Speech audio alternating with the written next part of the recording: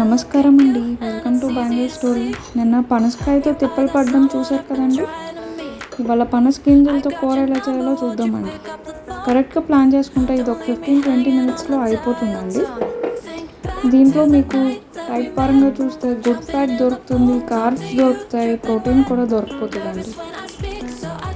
First కొంచెం 1 spoon oil వేసుకొని దాంట్లో కొంచెం సాల్ట్, చిల్లీ ఫ్లేక్స్ వేసుకొని పన్నీర్కి ఫ్రై చేసుకోవాలండి గోల్డెన్ బ్రౌన్ అయినంత వరకు. మీరు ఎంతమంది ఉంటే అంత పన్నీర్ క్యూబ్స్ తీసుకోవచ్చండి. ఇక్కడ నేను 4 క్యూబ్స్ తీసుకున్నానండి.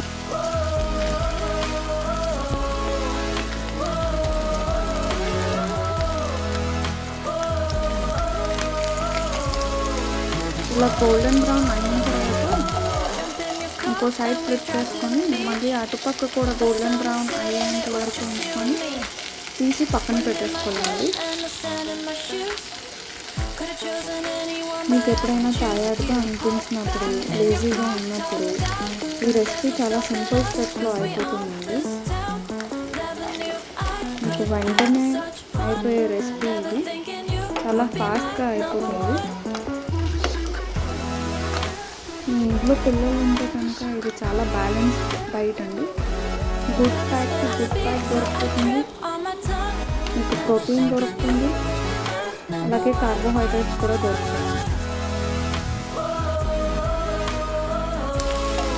తర్వాత అదే ప్యాన్లో 1 స్పూన్ ఆయిల్ వేసుకొని గార్లిక్, జింజర్ స్మాల్ పీసెస్ కింద కట్ చేసుకొని ఆయిల్లో కొంచెం ఫ్రై అయ్యేంత వరకు ఉంచాలండి.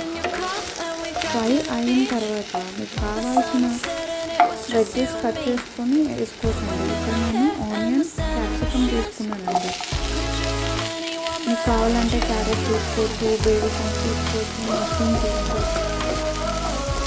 మీకు నచ్చిన కూరగాయలన్నీ వేసుకున్న తర్వాత ఇది ఒక 2 to 5 minutes వరకు జస్ట్ సాటే చేసుకోవాలండి. ఎక్కువ ఫ్రై అయిపోకుండా చేసుకోవాలండి.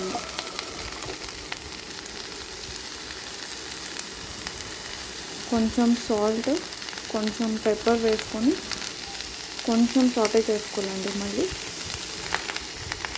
నేను ఇక్కడ ఆరిగానో తీసుకున్నానండి.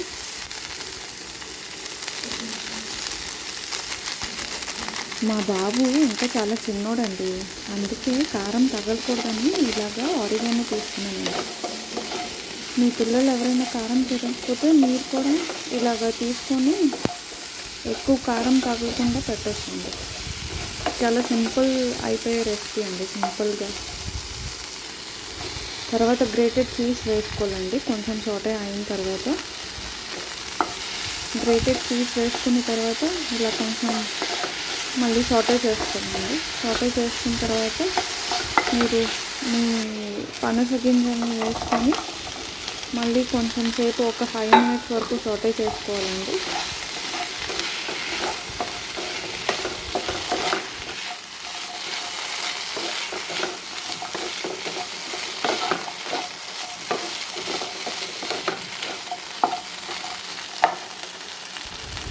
ఇది ఒక 2 to 5 minutes సాటే చేసిన తర్వాత దీంట్లో 1/2 గ్లాస్ పాలు వరకు తీసుకున్నానండి నేను.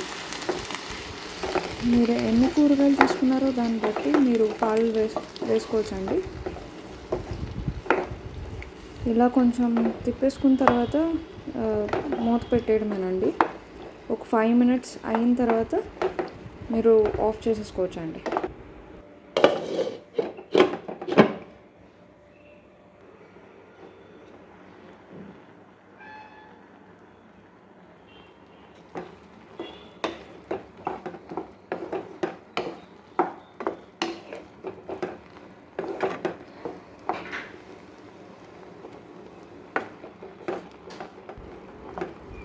ఇప్పుడు చూసారు కదండి, కొంచెం లిక్విడ్ కన్సిస్టెన్సీయే ఉంది. ఇది కొంచెం దగ్గర పడిన తర్వాత ఆఫ్ చేసేసుకోవచ్చండి.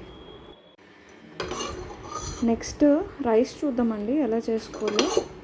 మిక్స్డ్ రైస్ భలేగా ఉంటుందండి. మీరు ఇందాక చేసుకున్న పనస కూరతో 1 టేబుల్ స్పూన్ ఆయిల్ తీసుకొని దాంట్లో గార్లిక్ ఇలా చిన్న పీసెస్ కింద కట్ చేసుకొని వేసుకోవాలండి. దాంట్లో చిల్లీ ఫ్లేక్స్ వేసుకొని మిక్స్డ్ హర్బ్స్ వేసుకోవచ్చండి. మీకు మీ ఇంట్లో ఏమి ఉంటే అది కొరియాండర్, పుదీనా, ఏదైనా తీసుకొని వేసుకోవచ్చండి. ఇక్కడ నేను కొరియాండర్ ఇంకా పుదీనా తీసుకున్నానండి. కొంచెం తీసుకొని ఫ్రై చేసిన తర్వాత కొంచెం సాల్ట్ వేసుకున్నానండి. సాల్ట్ ఫ్రై అయిన తర్వాత దాంట్లో కొంచెం రైస్ తీసుకొని రైస్ వేసి మిక్స్ చేసేయటమేనండి.